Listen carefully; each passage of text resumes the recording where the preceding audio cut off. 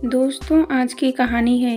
औरत भूखी रह सकती है लेकिन शारीरिक सुख के बिना नहीं रह सकती।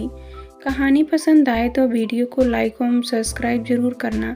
सामने महेश खड़ा था, आंखों से झरझर आंसू बहता हुआ, अपमानित सा, ठगा हुआ, पीटा हुआ सा, अपने प्रेम की यह हालत देखते हुए स्वयं को लूटा हुआ महसूस कर हिचकियों के साथ रो रहा था। मैं उसे सामने देखकर अवाक थी। मुझे विश्वास ही नहीं हो रहा था कि मेरी वीरान जिंदगी में अब कोई आया है।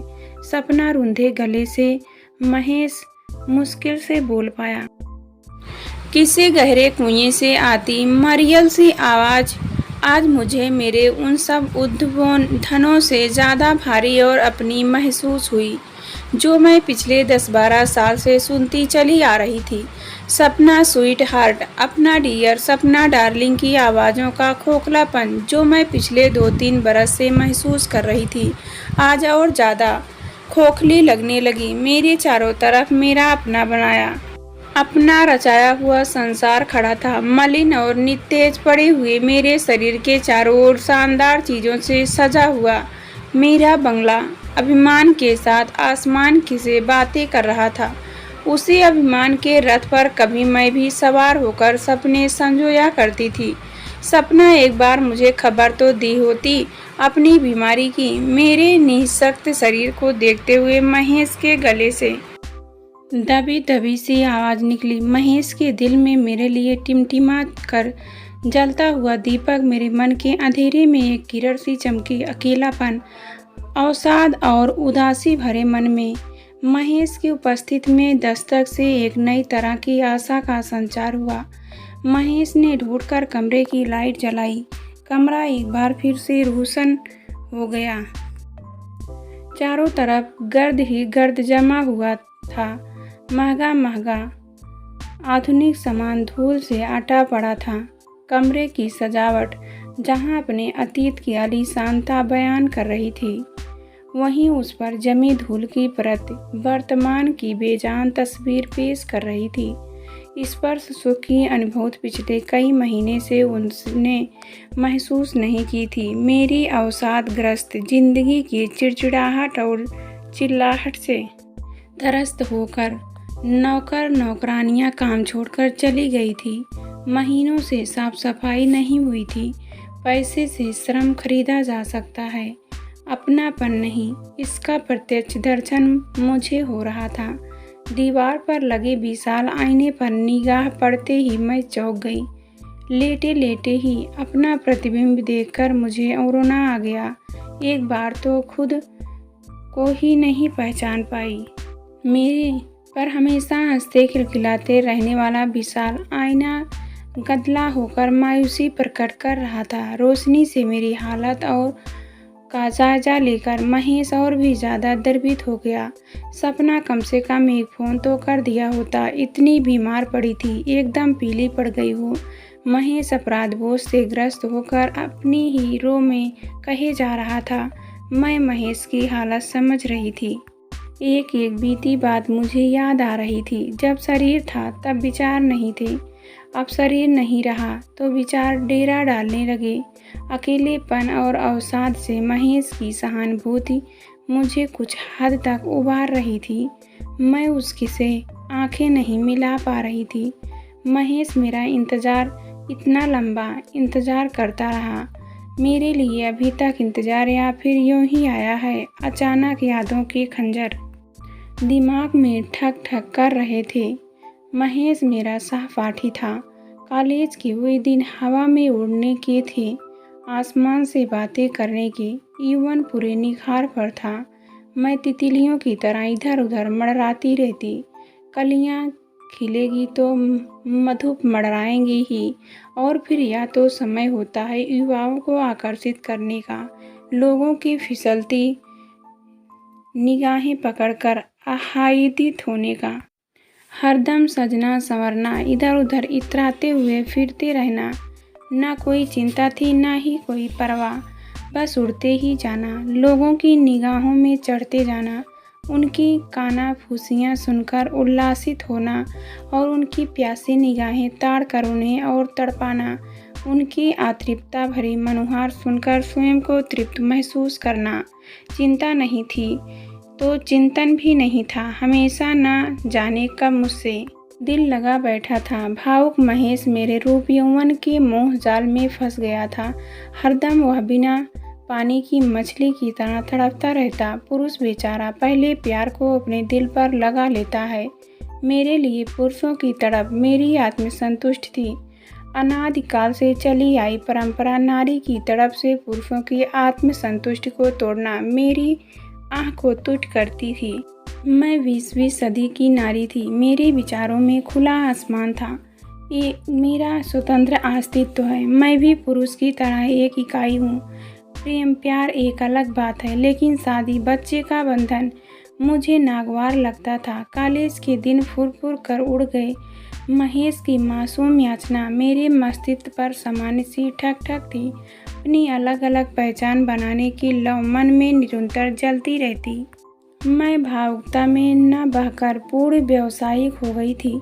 बहुराष्ट्रीय कंपनी में अच्छी नौकरी, ऊंचा ओहदा, भरपूर पगार, सारी सुख सुविधाएं मेरे कदमों को चूम रही थी। मैं स्वतंत्र, आर्थिक रूप से मजबूत, अच्छी प्रतिष्ठा वाली, फिर क्यों किसी पुरुष के अधीन रहूं? परिवार के बंधनों में बधू पैसे से हर चीज़ हासिल की जा सकती है। अपनी शारीरिक ज़रूरतों के लिए एक अध पुरुष भी जब पद प्रतिष्ठा पाकर पुरुष बौरा सकता है तो स्त्री क्यों नहीं? मैं आर्थिक रूप से स्वतंत्र थी। मुझ में खुद के अहम की वो कुछ ज़्यादा ही आ गई थी। ऑफिस में ही कमल से मेल मिलाप बढ़ा और मुद्दे पर हमारी बौद्धिक बहसें होती। राजनीतिक सामाजिक विचार विमर्श होता। हर विषय पर हम लोग खुले विचार रखते, यहाँ तक कि प्रेम और सेक्स पर भी। मेरी मानसिक भूख के साथ साथ शारीरिक भूख भी जोर मारने लगी थी। समान बौद्धिक स्तर वाले कमल के साथ काफ़ी तार्किक विचार विमर्श के बाद हम दोनों एक साथ रहने लगे, बिना किसी वैवाहिक बंधन के। लिव टुगेदर, हम दो स्वतंत्र इकाई, दो शरीर थे। एक छत के नीचे होकर भी हमारी साझी छत नहीं थी। पहले तो आस पड़ोस में हमारे साथ साथ रहने पर कानाफूसियाँ हुई, छिनाल, बेश्या और न जाने किन किन संशोधनों से मुझे नवाजा गया। लेकिन मैं तो उड़ान पर थी। इन सब बातों से मैं कहाँ डरने वाली थी। हवा में उड़ने वाले परिंदे ज़मीन पर बिछे जाल से कहाँ डरते थे। मोहल्ले की युवक युवतियों को मेरे घर के आसपास फटकने की सख्त मनाही हो गई थी। मेरे घर के चारों तरफ अघोषित LOC बन गई थी, जिसे पार करना सफ़ेद पोश शरीफों के बस की बात नहीं थी। इक्का दुक्का कभी मेरे मकान की तरफ लोलुप निगाहों लेकर बढ़ते, पर मेरी हैसियत से डरकर पीछे हो जाते। जब शरीर बोलता है तो विचार चुप रहते हैं। LOC के घेरे में मैं कब अकेली पड़ती गई, इसका मुझे भान तक नहीं हुआ। शरीर था कि खिलता ही जा रहा था। मैं शरीर के इस रथ पर सवार होकर अभिमान के आसमान में उड़ रही थी। कमल के साथ रहते हुए भी हमारा साझा कुछ नहीं था। मैं जब चाहती कमल के शरीर का भरपूर उपभोग करती। कमल को हमेशा उसकी सीमा रेखा दिखाती रहती। पुरुष होकर भी कमल का पुरुषत्व मेरे सामने बौना रहता। अपना फ्रेंड सर्कल मुझे खुशनुमा महसूस होता।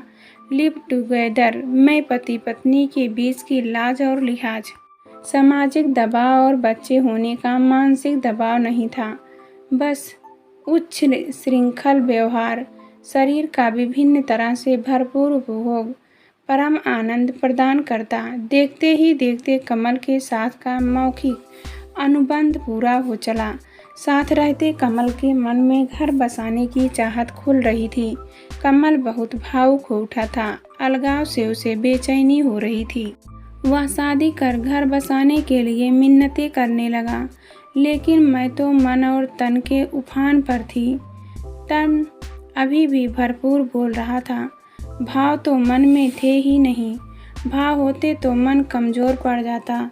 मैं नारी की गुलामी की पचधर बिल्कुल नहीं थी। शादी यानी नारी की गुलामी के दौर की शुरुआत मैंने एक झटके में कमल को बाहर का रास्ता दिखा दिया। मुझ में शारीरिक आकर्षण अभी भी उफान पर था। मर्दों की लाइन लगने को तैयार थी। प्रेम प्यार बेवकूफ़ों का संगल, बेकार में अपनी ऊर्जा लगाओ, तन मन को तरसाओ। मेरा सिद्धांत था खाओ पियो और मौज करो। माँ बाप के बीच की अदा कदा की किचन की पैठ मेरे मन में इतनी गहरी समाई हुई थी कि पारिवारिक स्नेह का ताना बाना पकड़ने में मैं कभी सफल नहीं हो पाई। कमल के बाद अब सेक्स पूर्ति के लिए सुरेश टकरा गया था। उसका भरा पूरा शरीर था, छुट्टे साड़ जैसा मस्त मस्त। मेरे साथ लिव टुगेदर उसके लिए बहुत अच्छा ऑफर था। हम दोनों साथ साथ रहने लगे बिना किसी साझी छत के। फिर से वही शारीरिक आनंद की सुनहरी गुफा में विचरण, मन की स्वतंत्र उड़ान में मैं कभी अपने को हारी हुई महसूस नहीं करती। ऐसा लगता कि मैंने सुरेश के पौरुष के साथ साथ मर्दों के पौरुष को हरा दिया है। समय कब गुजर जाता है पता ही नहीं चलता। देह के कोणों को तीखापन कम होने लगा था। मन के कोण कुछ तीखे होकर अधूरापन महसूस करने लगे थे। हर माह मेरे बावजूद में अंडा तैयार होता, निश्चित होकर मुझे नारी का पूर्णत्व प्रदान करने के लिए आतुर रहता। पर शुरुआत में मैं पुरुष से बिल्कुल हार मानने वाली नहीं थी। कमल और सुरेश के लाखों शुक्राणु बिना संगम के बह चुके थे। पर अब मेरा मन करता कि मैं हार जाऊं और मेरा मातृत्व जीते। नारी की अधूरेपन का एहसास मुझे महसूस होने लगा था। मन में कचोट सी उठने लगी थी। मेरी चाहत सुनकर सुरेश एकदम से बिफर गया। मेरे लिव टुगेदर के अनुभव में बच्चा नहीं था। अब मुझे यह समझ ही नहीं आ रहा था कि मैं सुरेश को यूज कर रही हूँ कि सुरेश मेरा इस्तेमाल कर रहा है। अपने अपने अहम की जीत में हम दोनों ही हार रहे थे। हालांकि सबसे ज़्यादा शारीरिक और मानसिक नुकसान नारी को ही उठाना पड़ता है। पुरुष तो हमेशा हार कर भी जीतना है और जीत कर भी तो जीतता ही है।